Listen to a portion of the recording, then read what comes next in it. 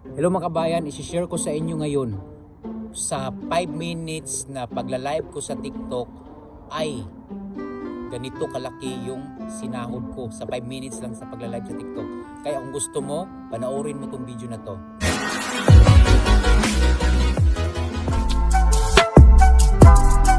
Hello, welcome back na naman dito sa aking channel, Mar Paquiros TV. Kung bago ka pa lang sa aking channel kabayan, huwag mong kalimutan na mag-subscribe kasi marami akong isi-share sa inyo.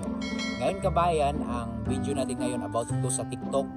Kung magkano ba talaga ang masahod mo sa pagla-live sa TikTok kabayan. So, ngayon kabayan, gusto kong pag-usapan yung about sa TikTok ko. Pero pwede din kayong kumita. Kaya nga nagsishare ako para kayo din ay kikita. Ngayon kabayan, ganito kalaki yung kinita ko kabayan sa pagla-live sa TikTok kabayan. 5 minutes kong ginawa pero nagkasahod ako ng ganito kalaki.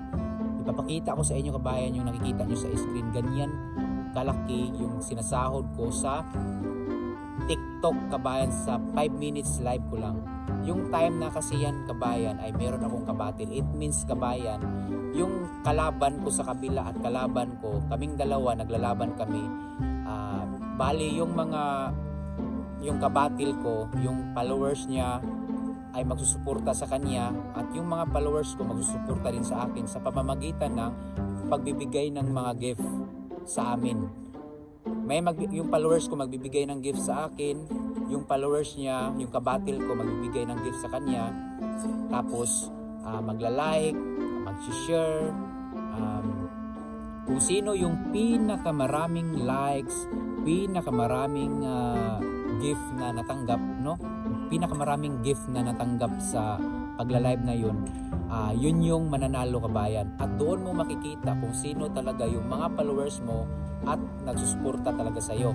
Kaya kabayan, isi-share ko sa inyo yung makikita nyo sa screen. Yan kabayan yung picky battle namin na natalo ako kasi mas marami siyang supporters talaga. So hindi ko nakakaya. Pero kabayan, sa totoo kabayan, kumita ako ng 5,000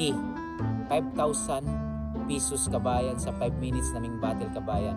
So mas mahina pa ako niyan kabayan, mas lalo pang mas lalong makilala tayo dito sa TikTok, mas lalong mas malaki pa yung kikitain natin sa pagbabatil at pagti-TikTok. At hindi lang sa pagbabatil kabayan, no? Hindi lang sa pakikipagbatil sa ibang kapwa tao, kundi din kabayan, kahit hindi ka magbatil, magla-live ka lang sa TikTok at kung nagustuhan ka nila, pwede ka bigyan ng gift. Okay kabayan, sana magla-live lang tayo lagi.